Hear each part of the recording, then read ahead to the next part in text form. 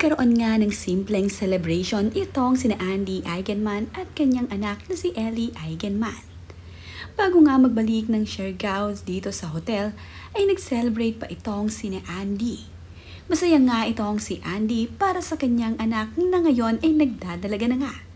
Teenager na nga ang kanyang panganay na anak na si Ellie. Nakakatuwa naman nga na sa ganitong pagkakataon ay napapasaya ni Andy Eigenman ang kanyang mga anak. Ito ngang si Ellie ay nahiya pa matapos nga niyang maiblow ang kanyang birthday cake candle. Kasama naman nga niyang nag-celebrate dito ay ang kanyang tita Julie, ang kanyang stepmom na asawa ng kanyang daddy Mark Hill. Ito nga ay ang kanyang tita MJ at lola nga ito ni Ellie. Sweet na sweet din itong si Ellie Ejercito dito sa kanyang lola MJ. Hanggang si lola MJ ni Ellie ang nag-prepare ng kanyang birthday cake. Nakakatuwa naman nga dahil teacher ito ay marunong nga itong mag-create ng napakagandang mga ayos sa cake. Kahit nga mayroon ng design ang birthday cake ni Ate Ellie, ay nilagyan pa ito ng dagdag na decoration upang maging mas lalong maganda ang birthday cake ni Ellie. Mahusay din na teacher itong si MJ Jacinto. Kaya naman, napaka-creative nito. Ito ngang si Lilo ay nakisali na sa pag-aayos ng birthday cake ng kanyang Ate Ellie. Makikita nga dito na very colorful ng birthday cake ni Ate Ellie. Nilagyan nga nila ito ng marshmallow. Pagkatapos nga ay ito na ang birthday cake ni Ate Ellie na kanyang ibiniblow. Ibinahagi nga din ni MJ na naglalaro itong si Lilo at Koa.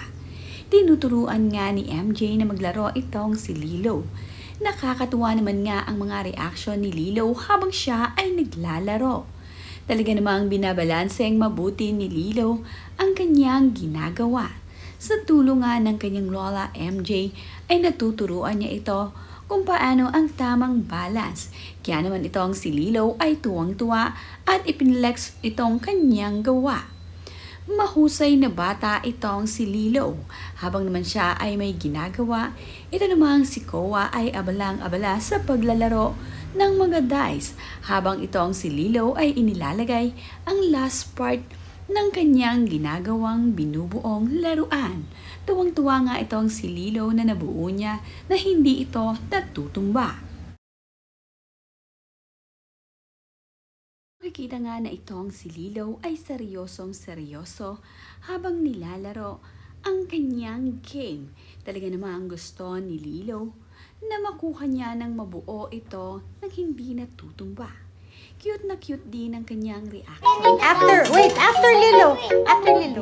So dapat You have to throw the dice. Nakakatuwa talaga ang Okay. It's okay. Slowly. Put it over here. Put it over here. Slowly. si Lilo. Masaya. There you go. You done? One more. Na anak. How many na? Ito ngang si Lilo ay Put it there. Yeah. Okay, good job. How penny pa ba? Tapos nga niya ang Nice work. Okay, go.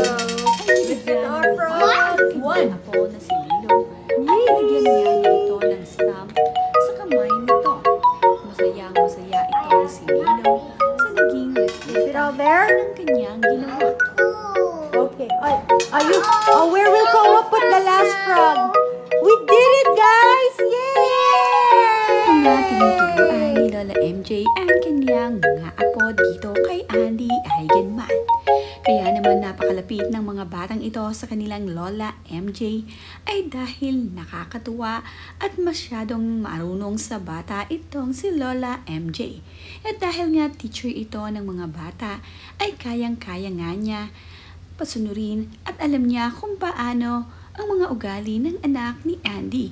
Kaya naman pati itong si Koa na dating masungit na hindi malapit sa kanya ay sobrang malapit na ngayon dito kay Lola MJ niya.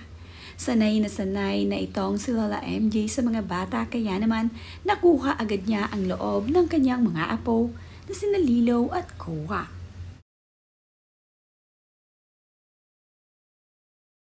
Dumalaw nga rin itong si Andy Eigenman dito sa Viva HQ. Isinama naman niya ang kanyang 3 anak na sina Ellie, Lilo at Koa sa pagpunta dito. Binahagi naman ng Viva Artist HQ ang mga larawang ito na kasama ni Andy ang kanyang mga anak. Nakakatuwa nga na sa ganitong pagkakataon ay nakapaglalaan kahit papaano ng oras itong si Andy. Alam naman natin na sobrang busy nitong si Andy Eigenman.